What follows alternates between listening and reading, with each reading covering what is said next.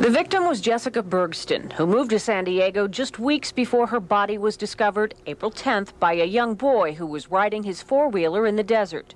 A neighbor remembers last seeing the victim with this man, skateboard pro Mark Anthony. The 80s is when the sport really found itself. As far as what it was going to be, is what those guys did in the 80s with Caballero and Mountain Gator. All these guys developed. It was going to be getting aerials. And those guys were the pioneers during the 80s.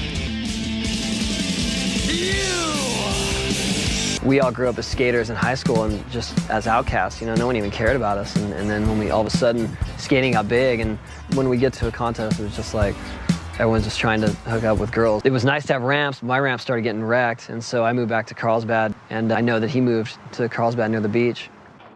It's weird because he was well known as a professional skater as Mark Rogowski, so I didn't really think why he would need to change his name. You know, it would just confuse people. I remember him making a big deal out of the fact that he didn't really know who his father was, so why was he carrying his father's name? The prosecutor said Rogowski was jilted by his girlfriend, Bergston's best friend, and he was out for revenge.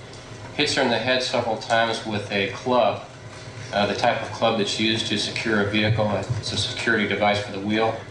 After rendering her semi-unconscious, he takes her up into a bedroom in his condominium and then handcuffs her. Assaults her for approximately 3 hours. At the end of the assault, deciding she was making too much noise and in fear that the neighbors might hear her cries for help, placed her inside of a surfboard bag. And while inside the surfboard bag, then strangled her. Photos of one of the search warrants that was conducted in Gator's apartment.